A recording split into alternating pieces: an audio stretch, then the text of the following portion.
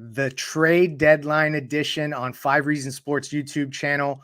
I am your host, Greg Sylvander. With me to start the show, because we are going to be doing a mega stream here as we approach the deadline at 3 o'clock. We're going to take you up to the deadline, through the deadline, after the deadline, with as much analysis, as much information, and as much kind of as this stuff breaks down. Hopefully there'll be a deal to talk about where we can have some basketball implications as well. But to start out the show, I want to shout out first the folks that are joining me, and that is Sean Rochester. You guys know where to find him on Twitter. The handle's not up, but S Rochester NBA, there it is. And then we also have from Miami Heat Beat. He contributes elsewhere, and he's awesome. One of my favorite perspectives on the Twitter machine. John Jablanca joins us as well. Thank you for diving into this trade deadline special. So there's moves are happening right now. We're going to try to keep you guys updated. We're connected to our phones. There's mine. And we're going to be trying to go through this just like you, but a lot of this is us reacting just like you, because frankly, at this point, it's essentially going straight from these high level sources to the national guys. So, but before we dive into any of that, shout out to Prize Picks. Use the code 5. I am calling this out because the Super Bowl is Sunday, y'all. So, we got to get signed up. We got to get our money deposited to get your deposit matched. Use the code 5, F-I-V-E. They have all these super dope props. So, we're talking a Patrick Mahomes free square on passing yards. All he has to do is get one passing yard, and that square you'll get right. That's like a 99% value. You still got a lot of time to get in on that. But also they got a lot of different cool props. Things like QB hits is something that I didn't see earlier that's now on there that I find to be a fun prop. So go there, play your Super Bowl props, your favorite players, your favorite teams. If these aren't your teams in the Super Bowl, then just pick the picks that you think are going to go right. You can win up to 10 times your money, but you got to use the code 5, F-I-V-E, to get that deposit matched. All right. So here we go. Everyone's very, very frustrated, and they're very serious because it's 2 and there's no trades happening yet for the Heat. I will bring you guys up to date on what I know. I know that Miami has been engaged with the Utah Jazz, the Los Angeles Clippers, and the Brooklyn Nets. I don't know to what degree. That's when the information cut off for me. As y'all know, I am never claiming to be the most sourced individual you will find on the internet, on Twitter. So there's a certain extent to where I begin to be phased out of this process, and I do not hear much. But those were the 3 teams that came up. So we're going to see what happens here as the Hawks just made a deal with the Houston Rockets, which we'll get to in a moment because they're tertiary pieces on both teams. So let's, I guess, get people up to speed. I'm sure everyone's been catching the dopamine hits from their phones as each Woj and Shams bomb comes. Sean, initial reactions to the deals that have taken place so far on the deadline day. And then I know that Heat Twitter has angst. Heat fans have angst about what comes next for them. What are your thoughts on the Heat's approach to the remainder of the deadline? Just seeing the teams that haven't made a trade yet. Yeah, obviously we have 56 minutes left now. A lot of minor trades, role player type trades, but the cost in the market, the pricing point, I should say, in the market, like the Bones Highland trade, the Saddiq Bey trade, like those are guys that I think many people thought would go around the cost of a first, or like a player of the value of a first, and they're going for 3, 4, 5 second round picks. Like, I don't ever remember second round picks being grouped like that before in past deadlines. I agree. It's very odd to me because, like, when we talked the other day about packaging a second with Dedmon to get rid of that contract, some people felt like, it's just a second. And now you're starting to see what some people have said in the past about the value of seconds. It's just kind of like that sweetener or whatever you want to call it on top. So, obviously we don't have those seconds. We would have to move players to get seconds and then move those seconds in the next hour. But it may be something that as we move forward, the front office knows what they're doing. I'm not going to get into that part. I think we believe in what they do, but it may be something that we have to adjust as the league adjusts. The second round picks may be more valued than in the past. Yeah. Oh, that KZ Paula trade. Oh, it hurts. With the second round picks, I guess I just mean in general, but also the Dwayne Dedman asset management. Like, if we get to 3:00 and they just simply shipped him off after signing him because they could exceed the cap to keep him, and there was perceived benefit to doing that versus just filling a vet minimum salary. He did not play that well, John. I think you've documented it to some degree, but you may not be the loudest on the Dwayne Dedman extreme hate train that went through Miami. So from the deals that have happened so far, and we'll try to catch you up to them, I'm going to try to find a running log of all the transactions so that we can keep you guys up to date. But John, just of what we've seen so far, New York obviously updated their roster with Josh Hart. You're seeing other teams try to make smaller moves. There's talk of the Knicks getting in on Levine, which, I mean, they're right behind the Heat in the standings. As you look around the landscape of the East, doesn't this feel like a prime opportunity for Miami to upgrade and like try to catapult into a top 5 or 4 seed because Brooklyn is going to fall? That should be the approach. Isn't that the prudent way to approach this? Yeah, I think it should. And I don't think they should be waiting in the offseason for a potential whale that could never happen. But that's why I don't think they should hold on to the 3 remaining picks that they can trade for. Except I think they're just in a worse place than they could have been, because they need to use their first round picks to even get rid of Kyle and Duncan. It's not attaching a first round pick to a valuable player to get a better player in general. It's attaching picks to even get off those players in the first place. That's when I don't think it might not be worth it, because a Kyle in the first might get you a slightly better player, but then you're still losing that first round pick. But then I also don't want them to wait to the offseason, because I think there are still 2 key pieces away. But those key pieces don't have to be OG or Mikal. They can be a Dorian Finney-Smith and a Kelly Olynyk. I think those 2, they're not all-star players. They're not guys that will cost 3 first-round picks, but they would make this team a contender. Then you have Kyle and a Duncan that needs additional pick just to get them off. So I don't know where the Heat are in a place of assets and how what value they have.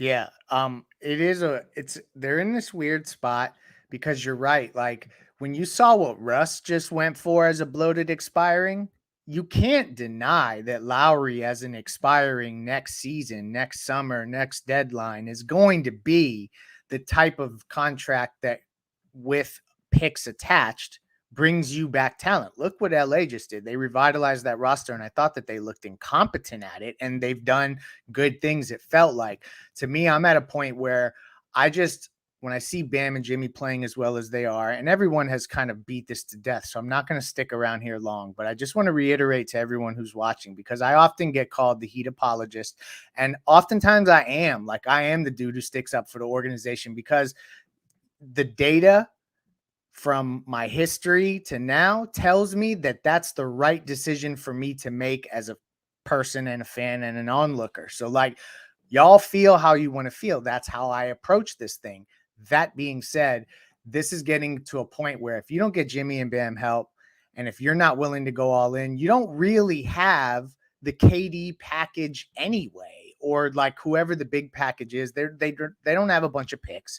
So at that point, to me, it's like, okay, maybe they're not a superstar away. They got stars, right, Sean? So this is a point where I think that there's a divide where some that have been kind of talking about what the Heat are doing, I guess even media members have mentioned, like, this may be a situation that needs to go into the summer.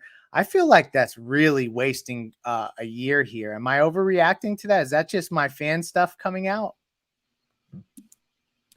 Yeah, I think it's a tough decision, because you obviously, I think one thing we can all agree on is that the Heat need to do something today.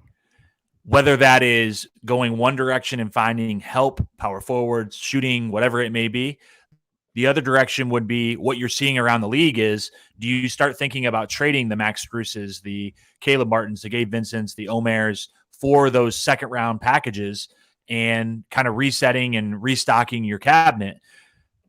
I don't know what the right answer is. I mean, I don't think any of us do. We can all give our opinions. Some people lean one way or the other, but it's tough because you can't be in the middle. I think, being in the middle is probably the worst spot, because not talking about standings wise, like just not knowing which direction you're going in, because you either got to go one way or the other. I think being stuck in the middle, you're probably not optimizing Bam and Jimmy. You're probably not optimizing bringing in talent or adding talent via the draft or via free agency or via the trade market. It just seems like we're kind of stuck in the middle. And I don't know. I mean, the next hour is going to kind of tell what the front office thinks in terms of which direction they want to go. Yeah, it's a tough spot. And hearing Sean have to like stumble through saying stuck in the middle, I can see it hurts his soul, because it hurts my soul to like have to even talk about it in these terms. And I know that there's going to be cats pulling the okey doke on Twitter trying to say, I told you so. Just stop. I don't get to places y'all get to as quickly. Tony Schwartz has joined the program. We're happy to have him.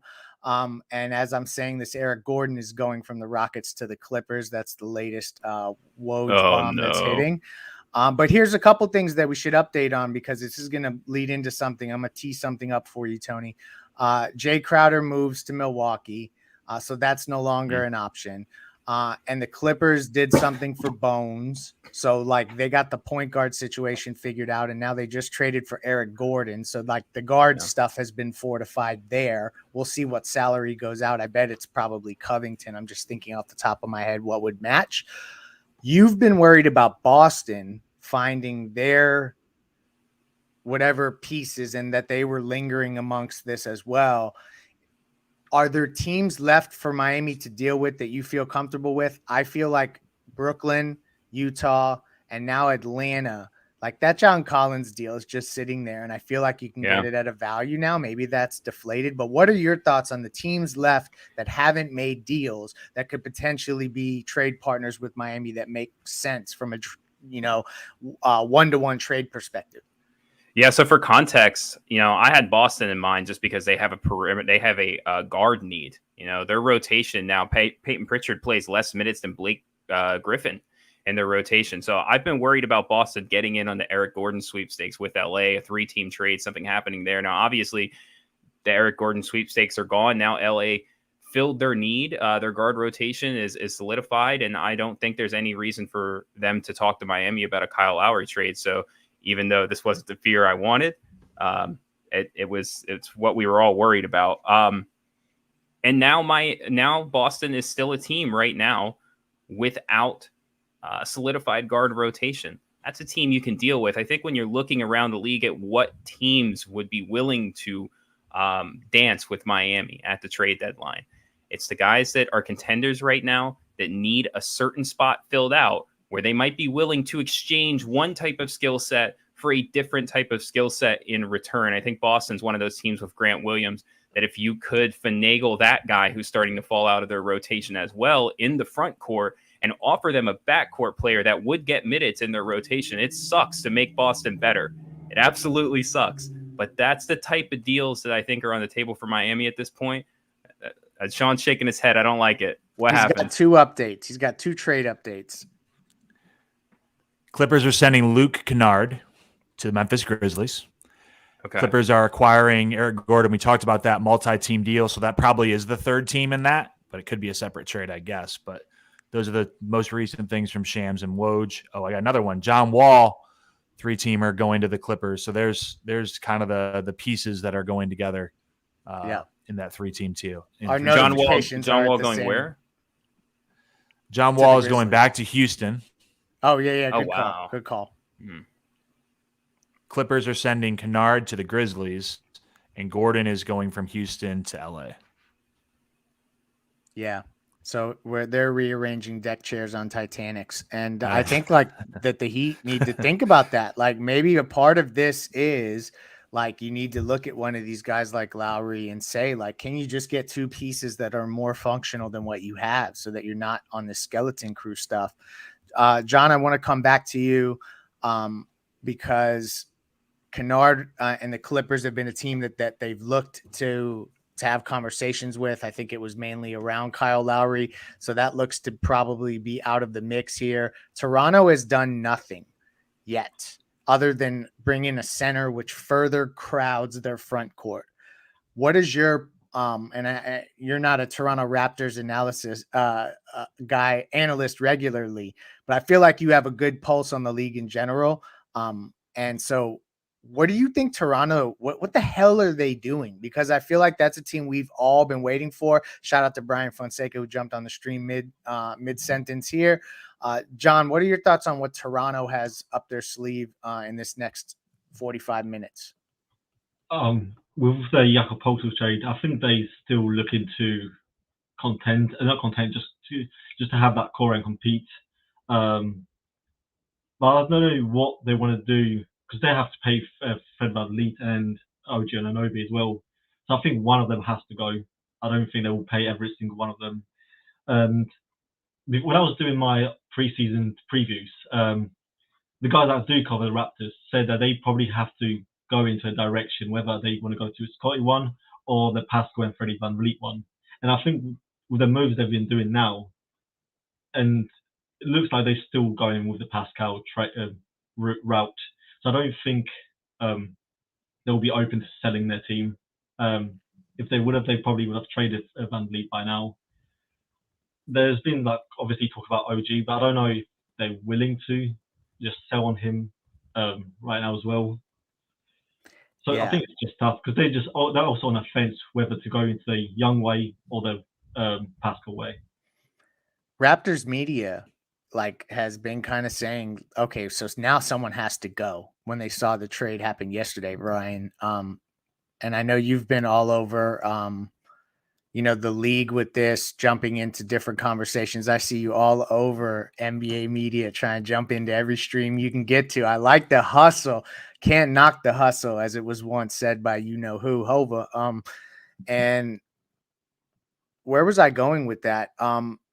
I completely lost my train of thought. How you feeling, and what do you think about what's going on so far? See how we can pivot on the stream so much easier. Duncan Robinson, Caleb Martin, and a first for John Collins. Send it in. That's where I'm at right now. Do it. I feel like his value has plummeted. Am I right? Lottery protected first. Fine. Do it.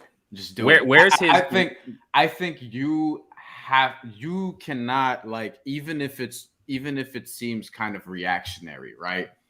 But this is something that Ethan has been saying, and you guys have been saying, and we've been saying on Five on the Floor all year. You cannot just sit on your ass and do nothing because the fans are going to tune you out because they're already fucking tired of watching this team on a lot of different nights, and they actually want some movement, not because it's just boring or stale or whatever, but the team isn't good enough right now as presently constructed to compete with their peers who are actually making moves to get better. So they need to do something, and they don't have a ton to work with. We talked about on the spaces earlier, a lack of second-round picks. You still have, and which matters today because you have motherfuckers going for 5 second-round picks, which is crazy, right? You still have Max Strus who can functionally serve as a second-round pick or 2 of them. And you're not going to re-sign him anyway, most likely, the way he's been playing. So you should have no problem trading him. Omer Yurtseven, same thing. He's also going to be a free agent this year. Don't think you're going to sign him. You're probably going to try to sign Orlando Robinson to fill his void if we're being honest. So I think you have to do something.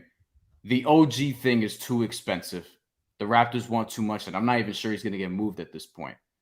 So for me, John Collins is the guy I have circled. You also have the trade exception, and you could attach something to that and try to get somebody else. Pat Bev, his key fob Eternal. will no longer be working at the facility because he's going to the Orlando Magic for Eternal's favorite player, Mo Bamba. Yikes. So Mo Bamba is a Los Angeles Laker, y'all. So that's the Thomas Bryant replacement. That makes some sense. The Lakers are kicking ass this deadline. There's no doubt about that. So it's interesting to watch this because I think that there are marginal improvements to be made. That's an L for me and Gad, by the way. This is something that I just because I'm talking too much and I don't get this much high usage ever when I'm on with Ethan. Let's be clear about that. Did I mention to you guys that something that Ethan and I both heard earlier today is that they had extensive conversations with the Sacramento Kings, the Miami Heat did, but it just did not go anywhere. I don't know what to make of that, so I'm not trying to like put that in the atmosphere in a way where we should go digging about it, but it sounds like that was a team that they also talked to as well. I just want to make sure I sneak that in here as we try to get intel into the show as well, although at this point it's Woj and Shams and we're all watching. Let's be clear. Where do we go next? The buyout Who's market. Buyouts. I hate the buyout market. Like ever since the Troy Murphy thing, the buyout market has killed it for me because it's never a player that really, I mean, Joe Johnson is the only dude who came through and really changed the landscape. But I guess maybe if it's more robust, the one thing the Heat has is they have exception money to spend that other teams don't have. So they will be able to pay buyout players a little bit more. But I mean, if that's what we're doing here, it hurts. It hurts. And does it not hurt to anyone out there? Maybe we'll take a couple comments here. I have a question. When they got Victor Oladipo 2 years ago, that was like right at the buzzer, right? It was Correct, like either right before or right after 3 o'clock. Yeah, I mean, at this point, that's what you're looking forward to because we're coming up on 3 and there are going to be maybe a deal or 2 or 3 that get announced like 3:10, 3:15 or something like that. So this is not going to be over right at 3, but whoo boy, like and some people were questioning what's the fascination with John Collins? What's the fascination with John Collins? Look, if you have Eric Spoelstra, let him figure it out. Because John Collins, if nothing else, he was a 38-ish% three-point shooter between 2018 and 2022. As far as the guys that are going to be available, it's also an asset management thing. He's not going to cost too much. OG Anunoby is going to cost too much.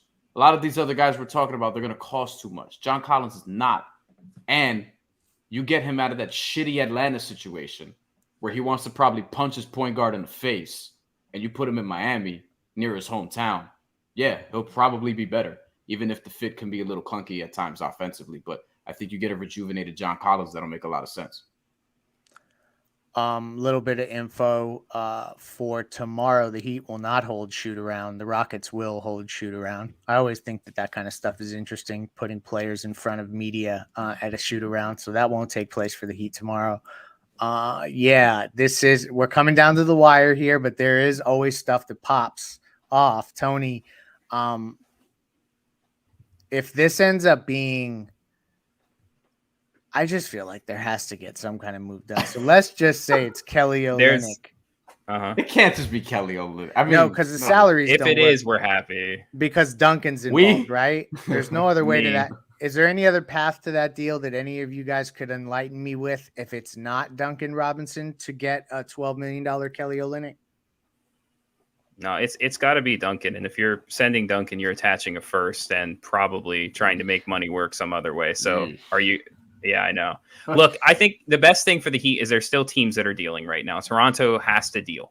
I feel like Memphis is still in a place where they should deal. They really should, which gives you options to attach yourself to help facilitate something as a third team.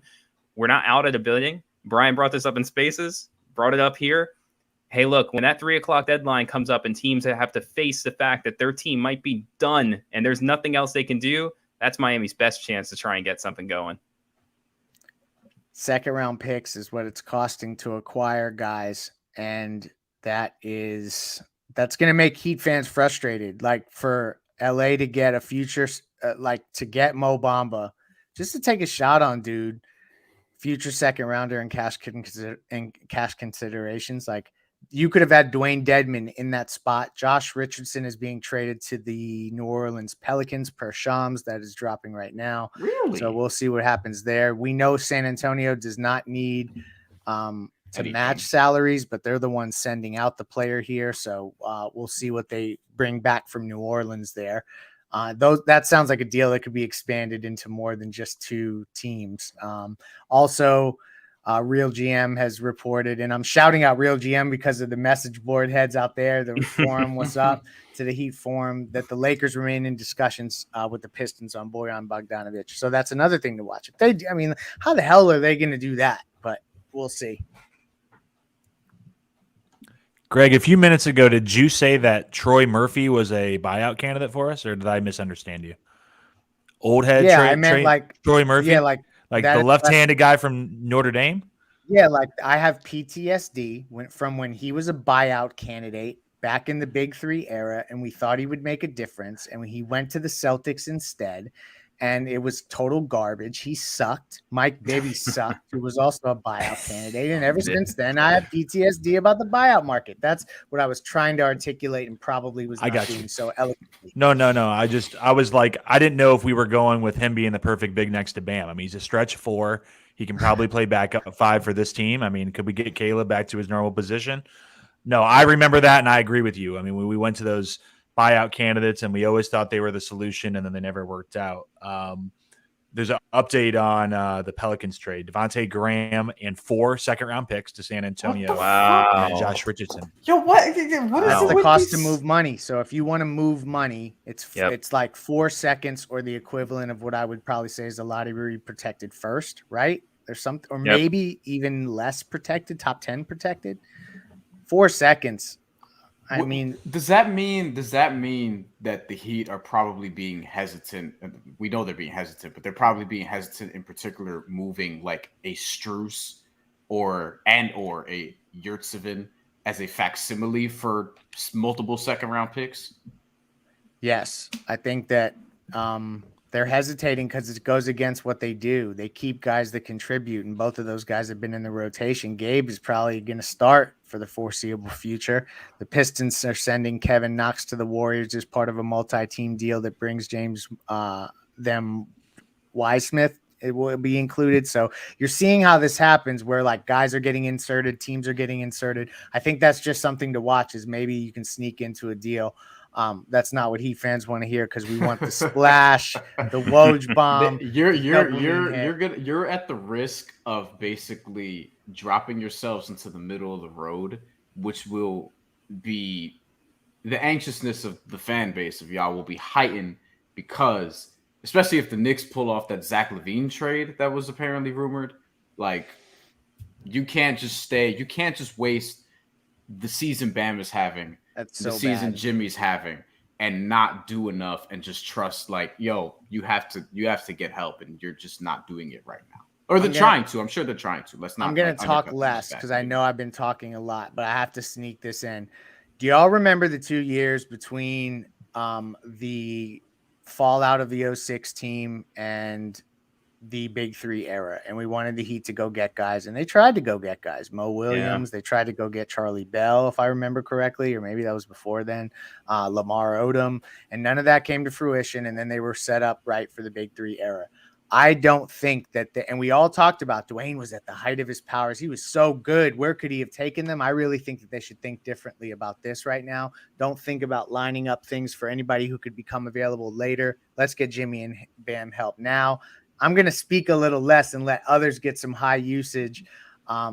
Whoever wants to take the floor, please do. I don't know if we have any updates at this moment, but I'm interested in this Chicago stuff. Like, Me too. We have an update on a previous trade. So the James Wiseman deal, the Pistons, this is per Adrian Wojnarowski, the Pistons are sending Kevin Knox to the Warriors as part of a multi-team deal that brings them James Wiseman. Knox may be moved to a new team. I guess the agent probably told Woj that Knox may be rerouted. Yeah, who cares? Anyway, like we have 30 minutes till the trade deadline. And then we could start talking about John Wall fitting, right? Hey, didn't Kevin Knox lead the Hawks in scoring in one of the games in the first round last year? There we go. Sunset. I think he was a leading scorer in one of the games. Yeah, he might be a good candidate for us. What do you guys think? We brought this up in Spaces earlier, and Greg, you weren't with us, but you know, in the conversation of attaching picks, assets to Duncan and or Kyle, and this was something you guys talked about on the pod last night. Do you think it's better to do it with Lowry to get off of Lowry? Is it better to do that asset with Duncan to get off of Duncan? Or do you wait on Lowry when he becomes an expiring? Like, how do you feel about, obviously there's urgency in the next 30 minutes, but like, what's the best path for the Heat, not knowing who they potentially could get? No, I know this is tough. I got to talk fast because the clock's running out. I feel like Barry Jackson's tweets. Duncan's going to be 2 or 3 picks probably to move off of. There's no way Kyle costs as much to move off of as Duncan. I refuse to believe that. I agree. So I would think that you try to dangle 1 pick with Kyle and see what kind of upgrade you can make, and try to make it either one good high impact player that maybe you have to revitalize a bit or is in a bad situation somewhere. But is like, not a name that's going to make people go crazy, but he could be a reclamation project type player, or get 2 power rotation players with Lowry's salary and use that pick. I just feel like you're doing a disservice to this team. They're not 10th in the East. They're 2.5 games out of the 5 spot. So, I mean, I feel like you got to do something. Apparently, according to Chris Haynes, Thomas Bryant requested a trade. Which is hilarious. That's why I'm laughing. I'm like, he's only been there like a month, right? He's already been traded. I forgot who he got traded to because this was like Washington. From Washington, right? To there? No. Shit. And he wears his seatbelt. Well, I mean, this is to be fair, this is who we need to hear from. Look at that. Legal. Ethan, could you give us an update on Barry Jackson? Insurance by Lynette. Plug it. I was gonna go try to find Barry. I was gonna put out a wellness check, make sure he's okay. I mean, he's in full meltdown mode. I understand it, to a degree. I mean, I know Barry knows the specifics more than most Heat fans do. Why they're not able to do a whole lot right now, but it's still frustrating. I mean, you can't. What we're kind of doing is, and again, there's 30 minutes left, so let's see. But what we're kind of doing is we're criticizing what's happening now, instead of looking back at what they did to put themselves in this position, right? Right. To me, the problem is like the origin story here. The problem is thinking that you can always flip a contract.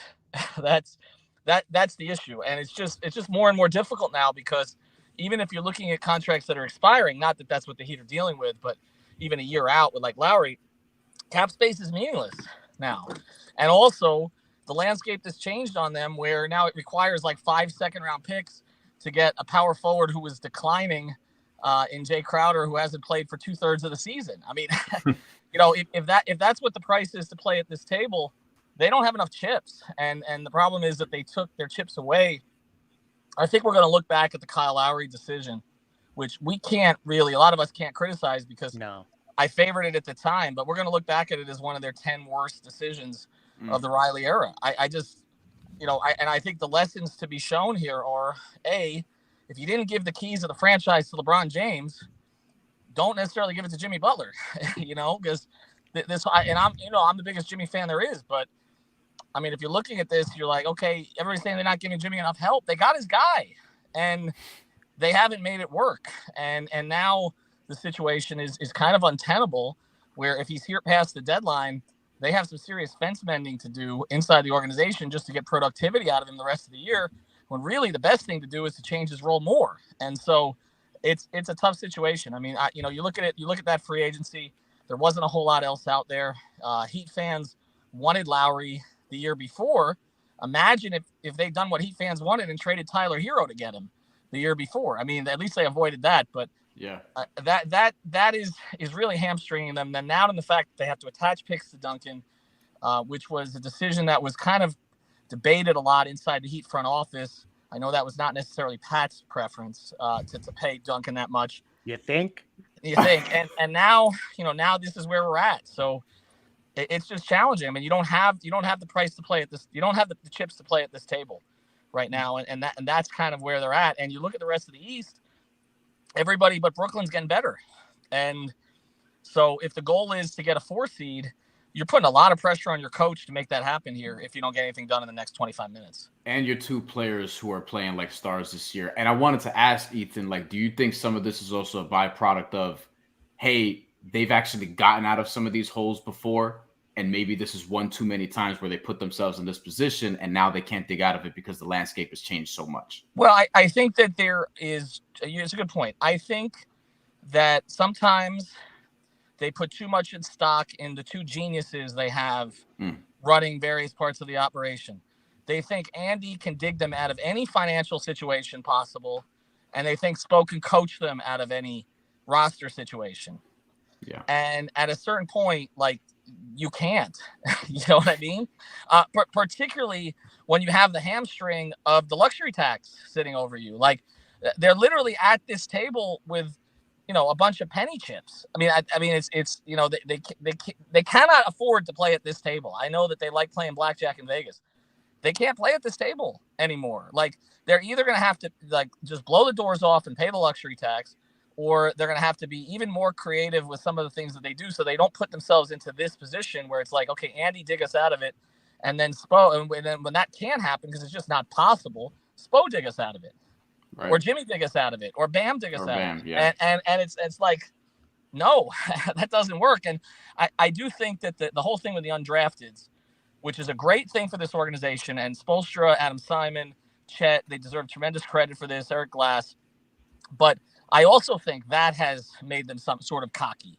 It's kind of like we can take any of these guys and raise their ceilings. There's a ceiling that all of them are going to hit, and they'll hit that ceiling with Miami. And that's the other problem. Other teams know that.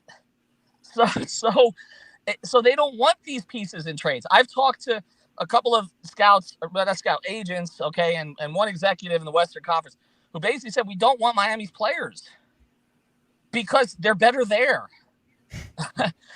There's a reason that every agent who has an undrafted player is calling the Heat to try to get those spots, because they know they're going to maximize their guy. Again, great credit to Eric Spoelstra, Adam Simon, Chet Kammerer, the coaching staff, and all that. But that hurts you at this time of year. And the other thing that hurts you is this declaration that you will never tank, because everybody knows that their first-round picks are not going to be worth anything either, because they're never going to bottom out completely. So protections, no protections, it doesn't matter. You're looking at a pick in the 20s almost always. So all of these things conspiring to work against them. But I think the biggest problem they had is the Lowry contract was supposed to get them 2 good years and then be tradable in the third year. And it got them a pretty decent regular season, a busted playoffs, and this year has been pretty much a disaster.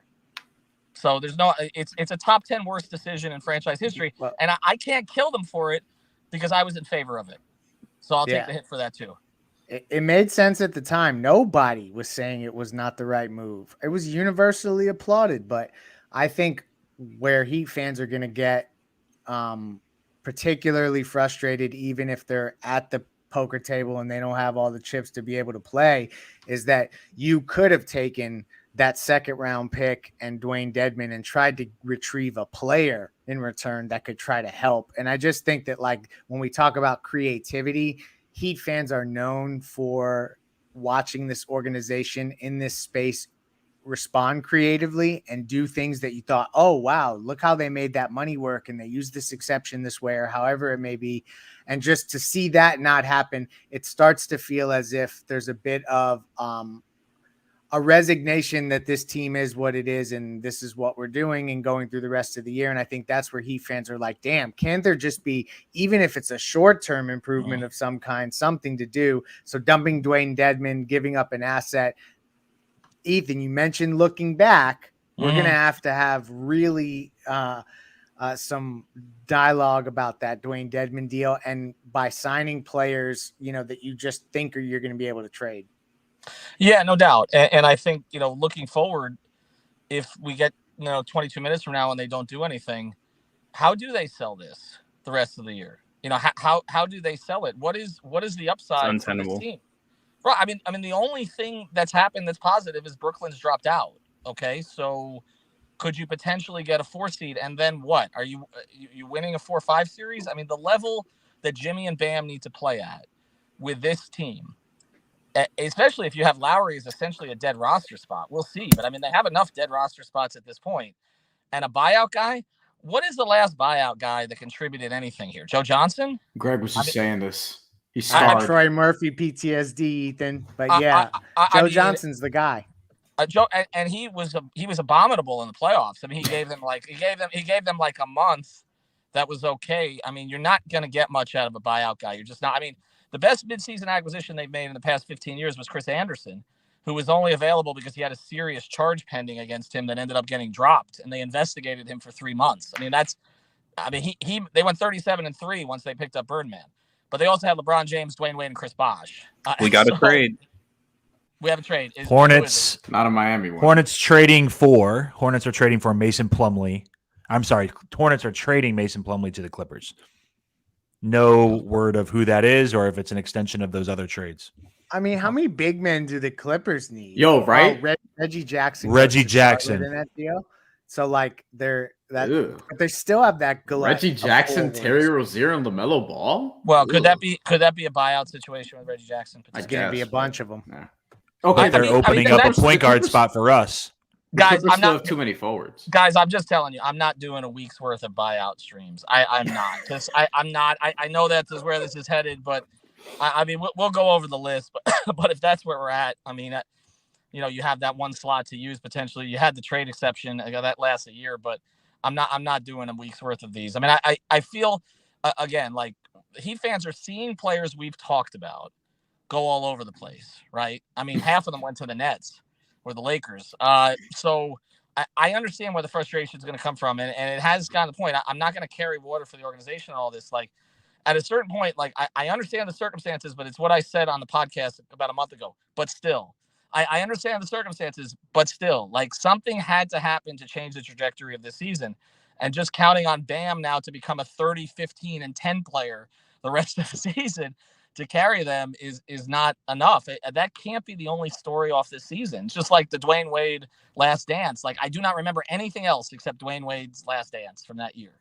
And I feel kind of like that's where we're headed. All right, I'm going to let you guys carry for sure. And you're doing a great job. I just do want to mention, subscribe to our Off the Floor feed. I don't know if Greg's gotten to that, but go to winnow.app /Off the Floor. I guess we'll do the buyout stuff there. Because I don't want to do a bunch of streams on it. I don't know. Subscribe to Prize Picks. Use the code 5 FIVE. Get your Super Bowl props in. All right. If something happens in the next 20 minutes, I'll tell my daughter to play on her phone and I'll jump on. But other than that, we'll pivot to draft stuff. I got draft nuggets. Oh no, we're not doing that either. I'm sorry. We're not doing that. Live pivot to draft stuff. We're not. Greg, I can only hope traffic so much at this point, right? Like there's. Me too.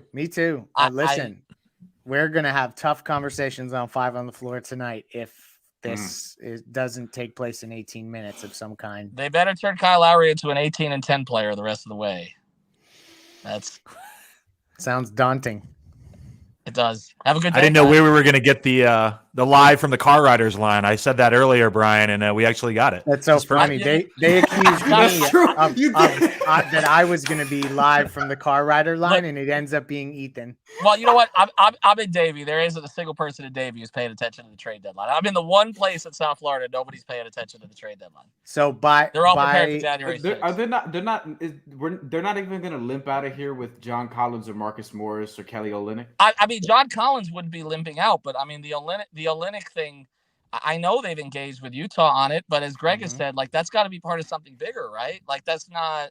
I mean, it's not doing much. It's but it's solving a couple issues, but like it's not. Yeah, you don't have the salary to just trade for $12 million of Kelly Olynyk. Bingo. You would need Duncan Robinson, and you'd need to add like Rudy Gay, for instance. I'm making that up just to like bridge the gap on the salaries, which actually would make sense. And then you'd have to obviously send them a pick. But then you're like, damn, am I sending a pick for Kelly Olynyk? Is this where we've arrived? Like that feels I mean, good. To be honest with you, we're at this point and the bar is extremely low, and we might actually throw a parade for this. Not down Biscayne though. We'll throw it down some side street of Miami. But if they got Kelly, like people in the locker room would be happy at least. Like it might energize the people that they have. And he does solve a couple of needs. He would be the best 3-point shooter on the team as soon as he arrives. No, I'm saying because it's Caleb Martin right now, and that's on a team with 2 3-point specialists. No, he would be the best 3-point shooter on the team right now, right at this minute. That's scary. And his 5 rebounds a game would help as well. I mean, look, at least he can positionally defend. He knows the system. The players like him. It would 11, 5, and 3 is going to hit different. Telling you, it would. You know, the funny thing is, everybody wanted Kelly gone when he went. Everybody wanted Kelly gone. Jay, they were upset about, but everybody won. 5 second-round picks for Jay Crowder. I'm done. Have a good day, everybody. Not No, to that's make a a dramatic guest entrance, spot. That's and that's a how you dramatic enter. exit. But that was Ethan Skolnick from the Car Rider line. We're Oh. gonna have a bunch of rotating cats coming through here. A few Miami Heat beat names you may see sneak in, possibly in addition to John. Thank you, who's been on here, and we got to give you more usage. That's why my talkative ass is about to sign off. But I'm going to be jumping back on. Give me about 30 minutes, and I'll come right back. So Sean, Brian, take it away, run point. And I think Giancarlo Navas is coming soon. I'm dropping there's a saucy nugget for the stream. Peace out. Yeah, let's keep it moving with the I know in the chat some people are not happy about the Kelly Olynyk discussion, but I'm curious about John. You do great breakdowns. If you're not following John, check out his stuff. He does video work. He breaks down things with analytics. What do you think about a potential, not like we don't need to talk about the dynamics of a trade, but like how would that fit with what we do? I mean, he fits right next to Bam as well, as a 4 next to Bam. And I don't think that will be a full-time position. That's why I'd prefer if you can get Kelly in an actual full-time position for. But then Kelly also helps off the bench. He'll be immediately one of the better backup bigs as well. And he provides so much on offense. He's a great DHO guy. He's one of the best. I think he's one of the best playmaker bigs. If then that's a big if, because people do fall off the cliff when it comes to shooting in Miami. If he carries on shooting like he does now, that's a big help. He's also a shooter that people respect. So I think Kelly alone does make a difference with just how this team would play. Yeah, I tend to agree. I don't think he's the splash that everybody wants, but I think that he fits a need. It may not make our ceiling expand beyond the first or second round, but I think it helps. And I think to Ethan's point, if it brings some joy to the locker room, although it won't bring joy to our timeline, maybe that's a good thing. We want to welcome G. We didn't wait till the 6-minute mark before the trade deadline. We got rid of Greg and Ethan. We subbed in our closer right here with 13 minutes left. So we're doing better than Spo. It's about a minute left in the third quarter, I guess, if you're doing NBA math. But G, we've been talking all day. Some of us have been on streams for about 2.5 hours. We have nothing left. I don't even know what to say anymore. We're hoping for something. What are your thoughts at this point as we approach 12 minutes before the deadline? So I think understanding the fan angst is important. I think they are justifiably upset that they feel like, you know, being the front office is punting on a year of Bam and Jimmy after we know the upside of the duo, right? And you look and you're like, well, you know, are they being stingy with picks? You know, should they have done, you know, in hindsight, should they have kind of moved off of guys a little early? Kind of like the Patriots do, right? Patriots always get off a guy early before whatever. I think it's all super fair criticism. I think some of their cap management's a little bit unfairly criticized because I think they've done a pretty good job of that, but that's not here nor there. But, you know, they have guys that, you know, have negative to neutral value. And I think that spending first round picks to get marginally better isn't really worth it with a team that really their problem is not just one guy. You know, they need a power forward. Their starting point guard fell off a cliff. Their shooting has fallen off a cliff. And there's not one guy. Well, there is one guy. It was Kevin Durant that fixes all that. But in reality, they don't have, you know, it's like that. It's like my favorite meme. It's that guy, you know, you don't have the facilities for that big man. They don't have the trade ammunition. And really even the guys that they can't part with Caleb Martin because you can't leave Caleb to fill a hole because you just create another one. And I think they're just in that situation where they're at best a second round out with the right first round matchup. But in actuality, you know, are we really spending draft equity to lose to the Celtics in 6 rather than 4? And it's if that has to be where your priorities are, and I get the fans being mad, but I also understand the organization being like, I'm not trading 3 first round picks for a 4th starter. You're crazy. And I think that's just where I am. And I think fans can be mad or whatever, you know, I mean, I think for sure they're paying for mismanagement after 30-11. I think they've kicked the can on that kind of being a pain in their ass up until I think today. I think the not having the third pick is really what took them out of the game for most guys. And that third pick, if we remember, was moved to get off of Mo Harkless's contract when they split Hassan's deal into Myers Leonard and Mo Harkless. And because they needed to fit under the hard cap. And part of the reason why they were in that mess was for all those deals, including and mostly Tyler Johnson, who had the back-ended, super ugly third and fourth year, I believe, that they didn't want to give Dwayne a bloated second year. They gave Tyler 3 or 4, whatever it was. And they had to swap him for Ryan Anderson, waive and stretch, which was a $5 million cap hit, plus moving Harkless's 10 or 11, got them under 15, which allowed them. So they're paying for that now because of that pick. And I don't know, man. You got Jimmy. It's been good. Not to give the organization a pass, but that's what happens. You know, they kicked the can on it, and today, this season, is when it finally bit them in the ass, Sean.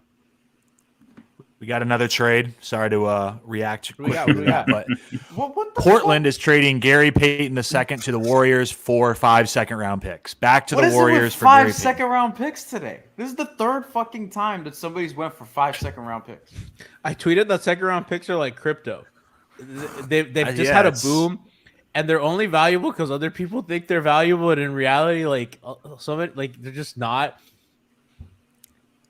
It's so weird. Golden State moving off of Gary Payton to avoid the luxury to get him back for 5 second-round picks is hilarious. I mean, it makes Bay sense. Area I mean, because Aristotle. the Warriors are routing. So the Warriors got Kevin Knox in that Wiseman deal. They're rerouting him to Right. Portland to make it a multi-team deal. Cool. Got you. Very interesting. There are a lot of teams, including the one we've been discussing predominantly. There are a lot of teams that I don't know what they're doing, except for Phoenix. It's What was clear that? they're What was doing, that right? Denver trade? And I didn't really get. I guess Thomas Bryant requested a trade, but Jesus Christ, Where did Thomas Bryant end up? I asked that before. I think he's in Denver behind Jokic. So he was complaining about his minutes behind AD, and the Lakers sent him. I don't know who's the most mad right now. If it's Warrior fans, Raptor fans, or Heat fans, because Raptor fans are pissed. They're just mad. Yeah, because they haven't. They Brady didn't pick a direct. Bulls fans aren't thrilled either. What happened? What happened, John? Brady just put out a great tweet. No surprise that Brady Hawk's going to win Twitter today. He said another clutch game Right. for the Heat. It's coming down to the wire again. I mean, at this point, let's just go around the panel real Let's quick. And also I know G's got to remember- bounce. This is important to remind people watching this. There are times where trades don't get announced until like 3:15, maybe even 3:30. So at Correct. 3 p.m., it doesn't mean it's over. The league has to know, but the reports may not come out until Yeah. shortly thereafter. So it's not all over by 3 o'clock. Pat just has to get on his flip phone, leave Adam Silver a voicemail, and as long as it's time stamped by 2:59, everything's good. That's how it works. I think the tell is Barry Jackson. Sorry to cut you off, Sean. It's Barry You're good. and Anthony. We've been on Barry watch all day today. Barry's putting up a career year. I'm going to tell you something. I don't think anybody adjacent to the Heat has had a better season than Barry Jackson. That includes Bam. That man is he's on another level that I didn't think was possible. But I think he kind of tells the story. He's prepping the fan base through the organization because we know that's, kind of Barry is really good with that. And Barry's one of the best information guys in this market. When Barry is trying to get fans into the idea of like, well, maybe Kyle moves next offseason, buyout market guys, they're not in it for anything. When I heard from somebody that the Warriors are pretty aggressive on Anunoby and picks Kuminga and Moses Moody, just beat anything you have. That you're done. Like you're out. You're out of everything. So like I do not expect the Heat it's over. You want to just start reading Barry's tweets since we're here? I mean, Yeah. Barry, man. Play Get some Alejandro soft to jazz put in the on- background. Yeah, Alejandro, get us some soft jazz music. We'll read Barry's tweets. We'll plug our sponsors. J Max Schwartz Um, tweeted out, remember a couple hours when we were shocked for 5 first rounders for Crowder? We're already accepting it now. This is wild. Here it There is. we- Let me get his Crazy. tweets up.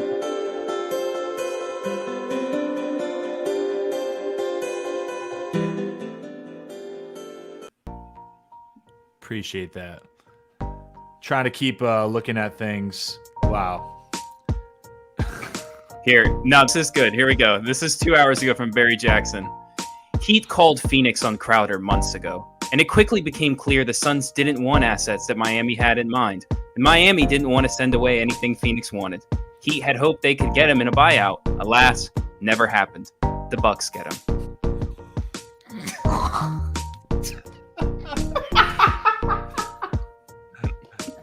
Greg is going to be so pissed when he comes back. Not about the trade deadline. The 5 You reasons let stock. you let About everybody coping. you let the starting point guard go to the bench. You got Jamari Bouye out there running point with Jimmy and Bam. Get ready, baby. Who's ready for Gabe Vincent to make 50 decisions a night? I am. Turn it up. Is this a good time to plug the Off the Floor subscription? You can get a week free. We can update you on the buyout market that'll be taking place over the next 7 to 10 days. 1 week is free. It's $305 a month after that. This is Did you read Barry's John Wall tweet? Oh, I can do it instantly. Where's that? 33 minutes ago. I got you. Give me 2 seconds. Everybody's commenting pain.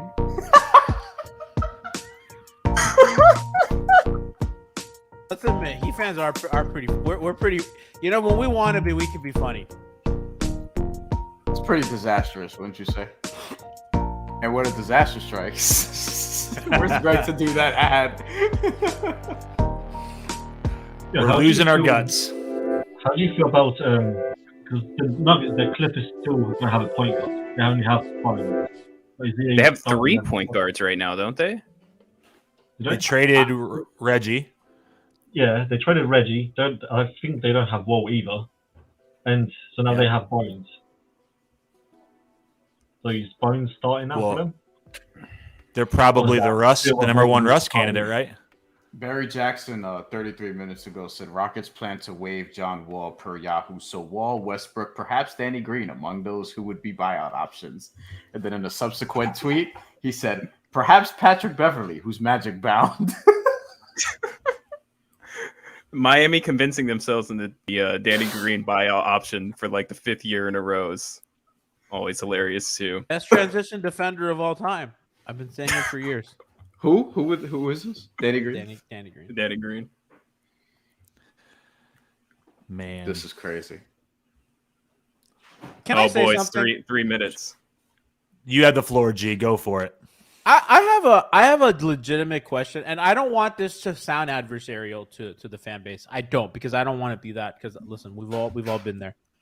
I don't understand why people are mad at the Kyle and Duncan deals when they haven't prevented them from doing anything, because they've been capped out, and those are deals that they signed over the cap. We can admit that they're mistakes, but like they're like preemptively mad that they've moved assets to get off of them when that hasn't happened yet, and those guys haven't prevented them from doing anything.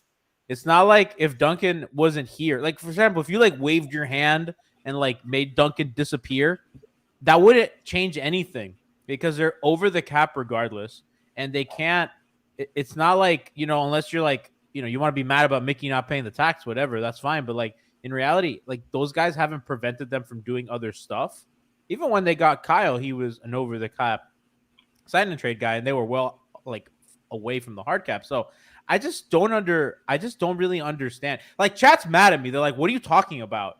And I was like, "Yeah." They're like, "Who kicked this guy off?" I just don't understand. They're like, "Why does it bother fans that they make a lot of money?" I understand if like you signed like Hassan, it put them in like a really bad cap position where they couldn't do other things. So I understand that, but like this deal, like I don't really get it. I mean, I'll counter that because they didn't have to give them that much money in that much years. Because I think now you need attached assets to actually get them off. But if Duncan didn't have a player option, if he was making $9 million less, so he's making 4, even do their years where he's making 460, not 490. I think that would be much easier than attaching 2 picks just to get him off. Same with Kai. If he was making 15 mil over for 30, it would be much easier to trade him instead of with his contract right now. So it may have not prevented actual moves. It prevents them from making moves now on the trades because they have to attach more assets to actually get them off. Well, I've never seen a chat turn faster on somebody. Oh, Than they G fucking. right But now. everybody hates me, bro. These people don't think that I haven't been hated longer than they've been on Twitter, buddy. I've been doing this for 10 long years of being the butt of every Heat Twitter joke. Of the entire fan base hating me. You guys can't hurt me. I've been in the fire longer than you. Some of these 19-year-olds. You were 9 years old when I was on these streets being hated. Listen. 3 o'clock. Gee, I boys. know you said you got to go. Oh, here we go. Greg, I'm sorry, Greg. man. We have. Chat There said we trade are. me. They're trying We to got trade some G clips, Greg. for like 3 seconds. It's It's that weird moment where stuff is probably getting like submitted to the league, so there could be a couple things that trickle in, but damn. We were just reading Barry Jackson tweets while you were off. Live with background music. Those are With great. music. With I'm music. surprised that you guys didn't secure a Tempur-Pedic sponsor because Riley's just been asleep the whole time. On a wonderful Tempur-Pedic magic, use promo code 5R for 40% off your next order. That's actually a lot. 40% off. Those are expensive mattresses, by the way. yeah. Yeah, so this is not looking good. Oh boy. All right. I got to bounce, y'all. I love you. 5 reasons, your family. Leif, good to see you, my man. Yep. And Thank you, G. Let's go Westbrook. See you, G. That can't be a thing. Westbrook or Beverly? Yeah. What are we thinking? We don't Oh. need either of them. What are we doing? This is just gonna make this worse to watch. Yeah, the Westbrook thing doesn't make a lot of sense to me at all. I don't, and particularly like if you think now is a struggle to watch him and Victor Oladipo share a backup backcourt together. Oh, jeez. Go have fun. Hell no. Well, the ball will be deflated before halftime. Hell, yeah, exactly. Like, I am at a loss for words at what they did with that Dwayne Dedman situation. The fact that they go over the cap to retain him, and Yeah. he is awful. And now they have to use an asset to get off of him and then do nothing. So, like, they further deplete the power rotation and do nothing. in a year where you see what second round picks are being used for, and they had to give one up to get off of Dwayne Dedman. Yeah, you tie that with the KZ Omer Okpala trade Yurtsevic's too. coming back, so you know. Listen, they can do that. They can do Orlando Robinson. They can, talk about whatever Depot will do in the second half if he is feeling better. This is, unless something pops, and we've seen stuff 10 minutes after the deadline say this was submitted, in time, and then you hear about it.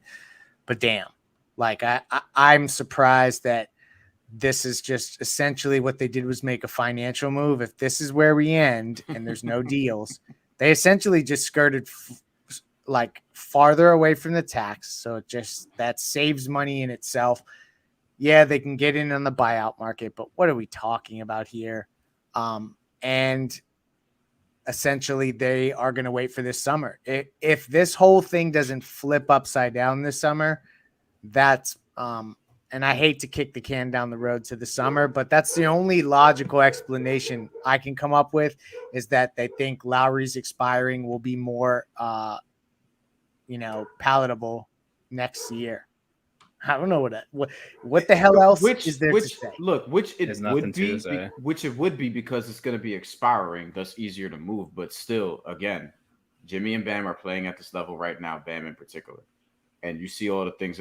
They don't have a lot to plug every single hole, but like even Duncan Robinson's still on the team. They still have their first. Like all these things are going to be useful down the road. But to just skirt away from the tax, as Greg put it, and get rid of Dwayne Dedman by attaching a second round pick, yeah. Hey, look, Now again, I John. caution, you could see that a deal could pop up out of nowhere. I caution We're everyone. refreshing.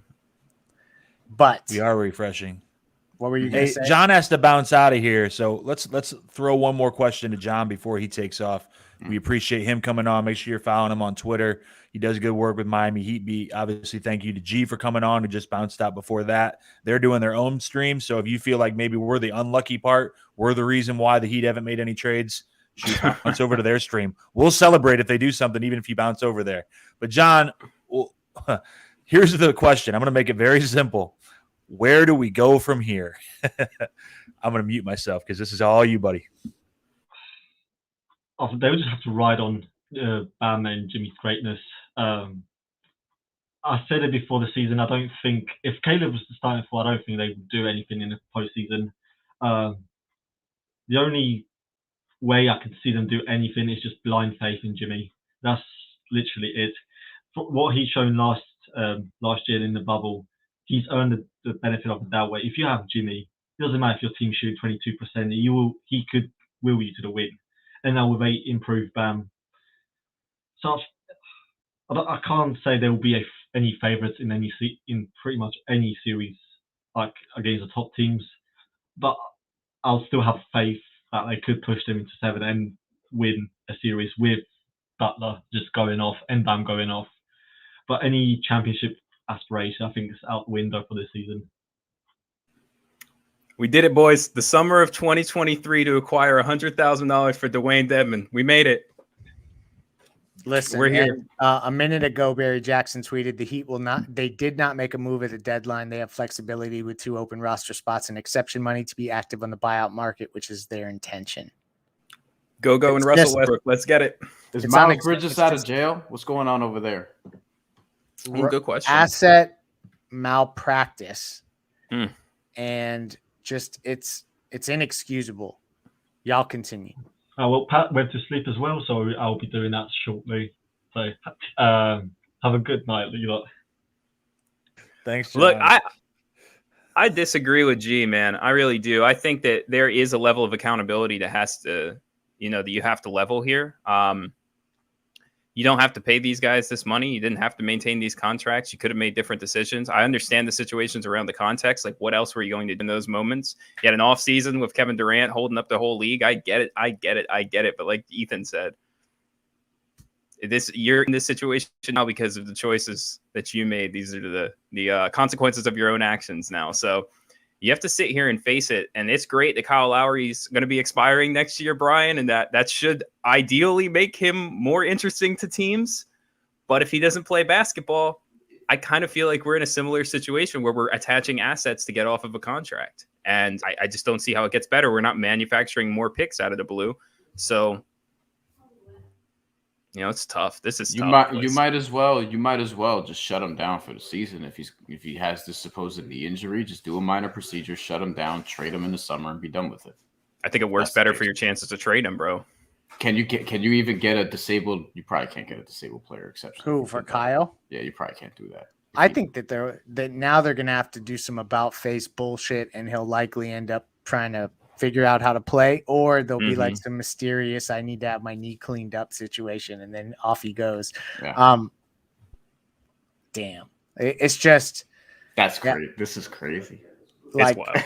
I thought they would at least get like Marcus Morris or Kelly. Here's the other thing. They can't afford to not get contributions from Kyle Lowry the rest of the year if they're trying to like stay in the playoff push, and that they are. So at this point, they have to kind of lean back in on him. I mean, if you look at his averages, like if you just take that away from the team, like that's not going to help either. So like, I don't know, like they're in a weird spot now, and maybe this summer they're going to make us look stupid by saying, look at the 2 players we swapped when he all of a sudden wasn't expiring and we could put a pick attached to him.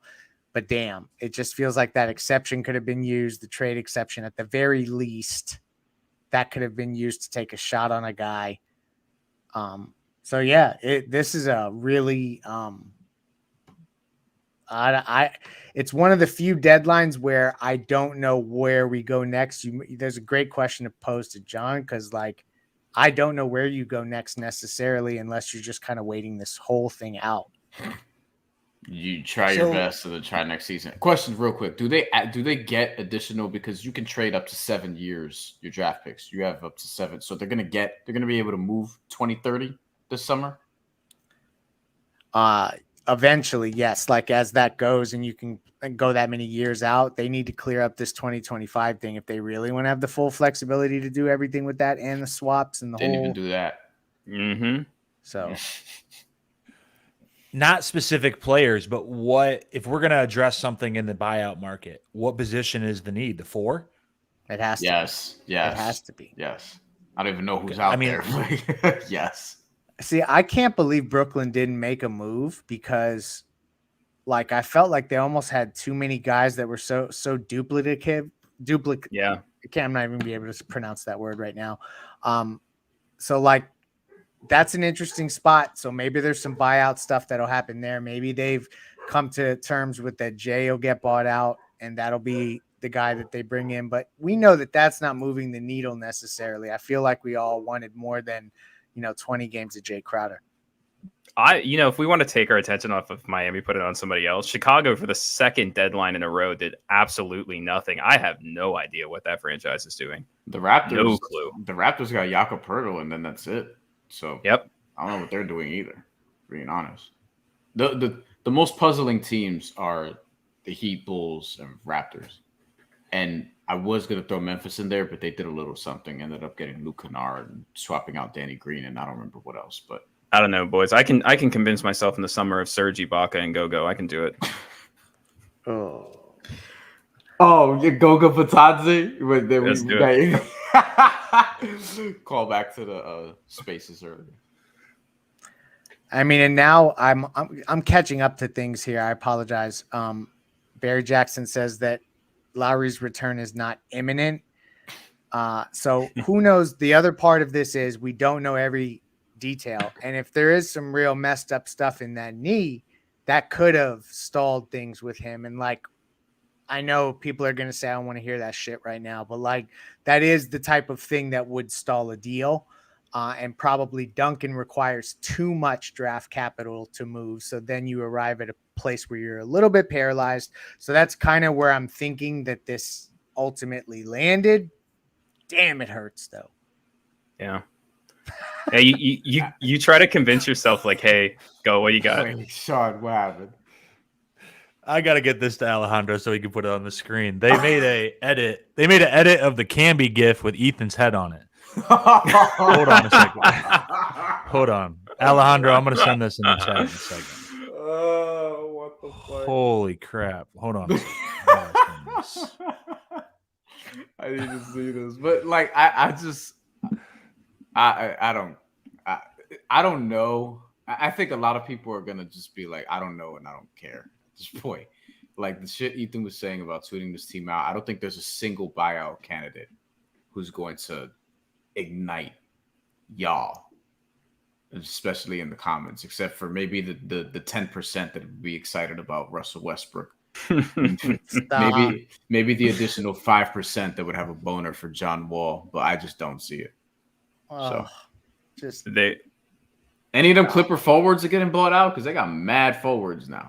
Mad bigs. I have to think there's got to be somebody somewhere.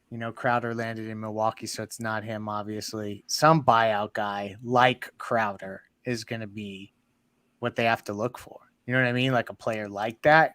They can't bring in another guard. Look at this. It's the branding at the top right that got me. That's beautiful.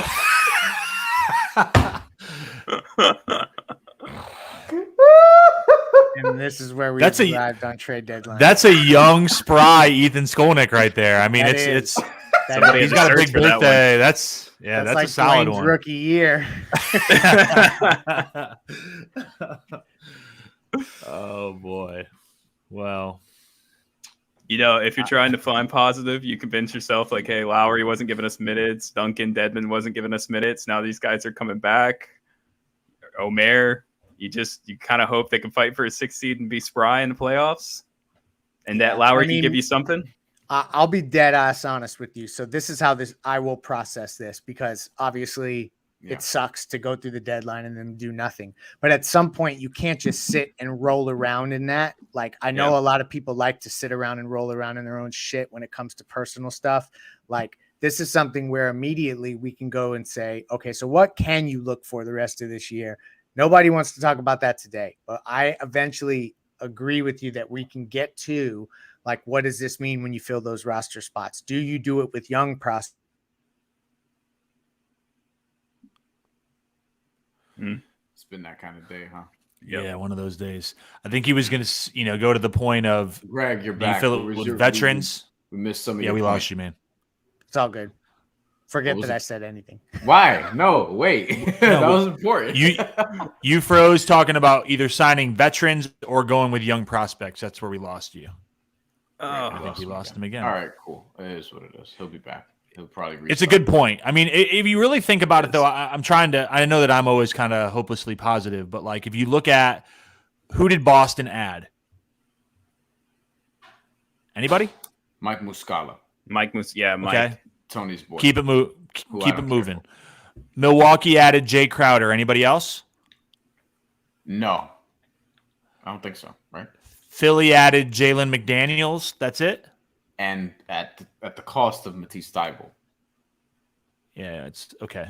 And they still have And in an Milwaukee's angry case, Fournette. they lost Hill as well. Cleveland did nothing, and the Nets had a big shakeup. The Knicks made a nice move and added Josh Hart for a protected first and Cam Reddish. I don't think that's gonna be amazing in terms of rising up in the standings, but I think that's a good move for them, and they should extend them this summer. The Bulls did nothing. I get it. I would also say, because I'm with you, I would also say the opportunity was probably there to jump ahead because of Correct. all the inactivity from your peers. Now And in the that's what I buyout mean, market, maybe you get somebody healthy, but still. Yes. That's what I was going to say. There's clearly a gap between us and Boston and Milwaukee. I think Philadelphia is a little bit below that.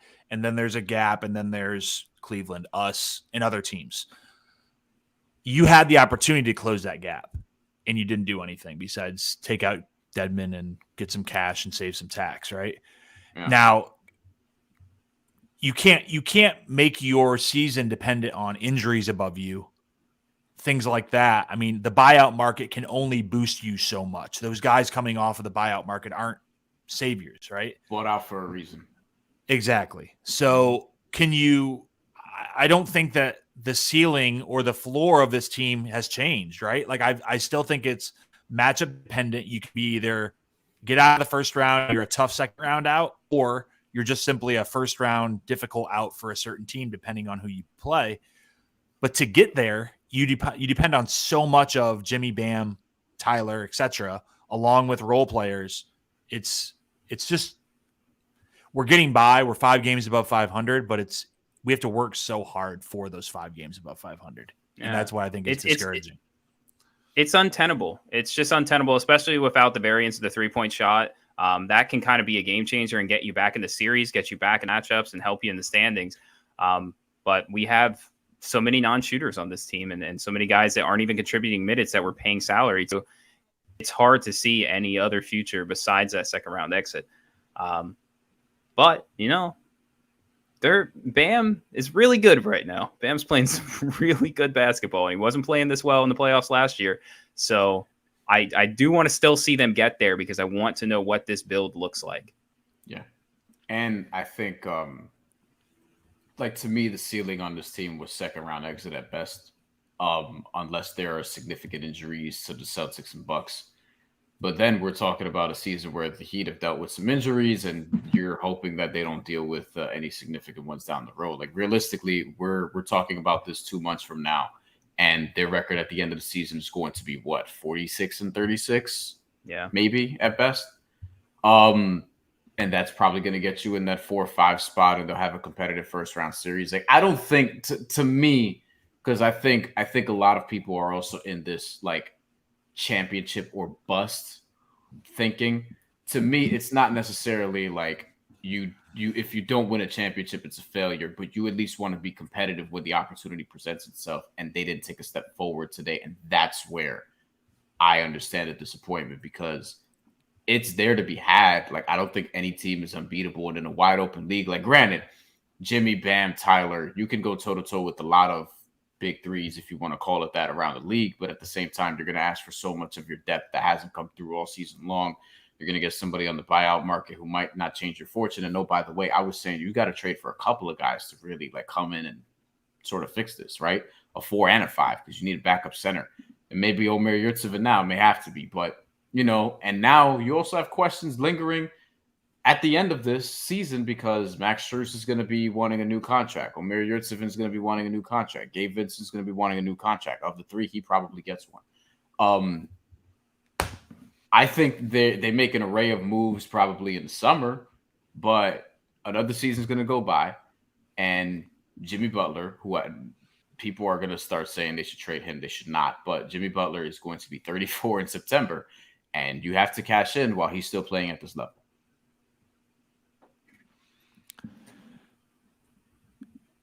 So, guys, let's look at comments. So, if you guys got something to get out there, you can obviously do it in a super chat. If you want to be more ambitious than our front office in terms of spending. If you just want to throw your comment out there, we'll get Alejandro to throw some of them up there. You can if you pose questions, we can take questions. We'll try to dance and entertain up here for about 10 more minutes. We'll close it up at 3:30 since it appears we are moving on to the buyout market. So Lucky Luciano 23, we got a super chat, $5. Thank you for that. It says all these players we have developed or vets we improved, yet we have never turned any of them into picks assets. It's mind-blowing. We talked about that a little bit earlier. Do you feel like now that we know the outcome of the trade deadline, was it a mistake thinking about maybe like a Max Strus, a Gabe Vincent, a Omer, Caleb Martin maybe, although he has a little bit too much of a role, I feel like, to put in this group, of selling them off like you saw around the league today for 3 to 7 seconds or whatever the market dictated. What do you guys think about that? Max and Omer, to me, Max in particular, given the way he's played this year, like he's another one. Ethan talked about this earlier. These guys don't really leave Miami and get better, right? Kendrick Nunn is having a moment right now, but we don't suspect that he's going to do what he was doing in Miami for a long period of time. I think Max Strus is the one for me because then you probably get, 2 seconds the way seconds are moving today, and you're able to replenish, some second round value and potentially move that in another deal. But now he's going to be a free agent, and he's going to want to get paid. He hasn't really earned that this year, and you have to do other things. And free agency is not going to be great anyway. You have to be able to also navigate this through the rest of the league because a lot of teams are going to be aggressive this summer. And that's part of this too. Like, people focus on the Heat front office. Like, a lot of teams are trying to do shit. They don't have enough to sit at the table, and they're going to try again in the summer, I guess. But yeah, I think it was a mistake not at least moving somebody who's going to expire this summer to get draft picks at the very least. Let me throw this next. Go ahead, Tony. You judge success usually based off the context that it happens in, right? Success or failure. And while other teams around the league were taking contracts that they were not going to re-sign, like Mike Muscala and Jay Crowder, and moving those guys for assets, I don't see another way to look at this. Max is the one glaring weakness. You had to move that guy if you're not going to re-sign him for assets, and I think that's a criticizable action by them. Yeah, because I think even he probably has more value because I feel like there's more of a curiosity there, and I think there's a world where you could talk yourself into keeping him, but then why would you do that? Because you can honestly produce another one. And I say that as somebody who really liked him in college, covered him in college at Georgetown and in North Carolina State. But you could do that again. And they probably will try with Orlando Robinson, and that's going to piss people off because he was also undrafted.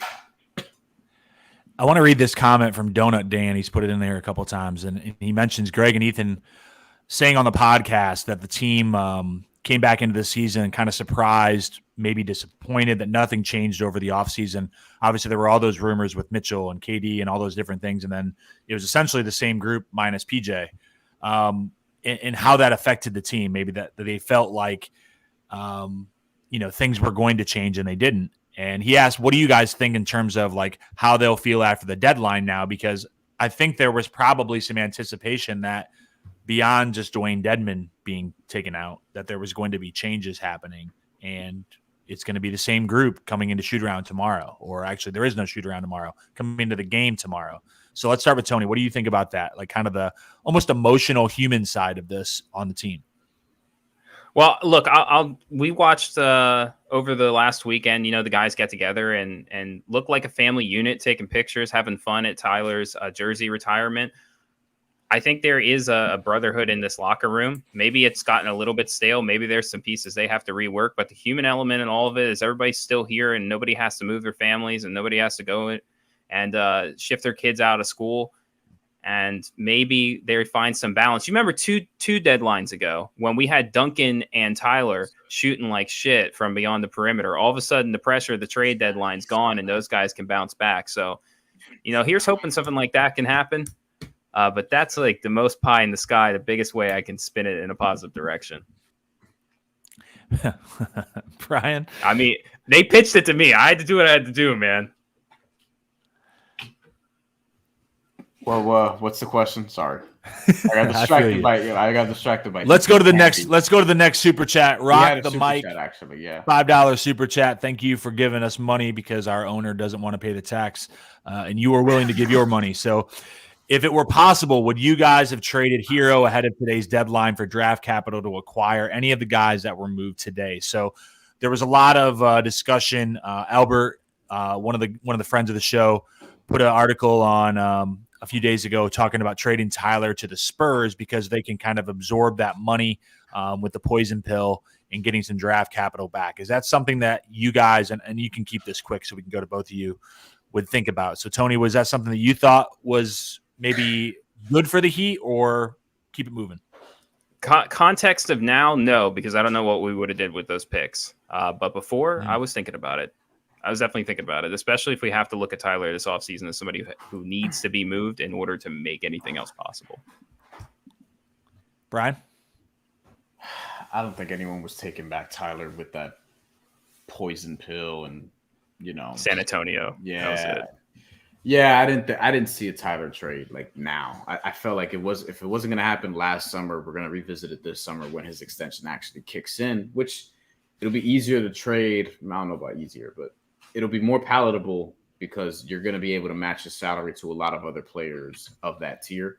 You could also package him in with other stuff to make stuff work. Like it's better that he's going to be closer to 30 million, the high 20s or so, as opposed to like 4 or 5 or whatever he's getting now. So, but nobody wants to hear that right now because, as you can see, everybody's living in the moment.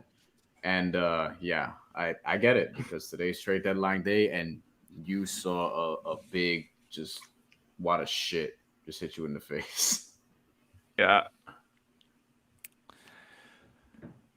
Well, let's close it up then, guys. We've been on for about an hour and a half. We've been doing streams all afternoon. We were excited and anticipating. It was like Christmas morning. You walk down the steps to the living room, and someone stole your couch. I mean, there was nothing in the living room when you got down there. Oh my gosh!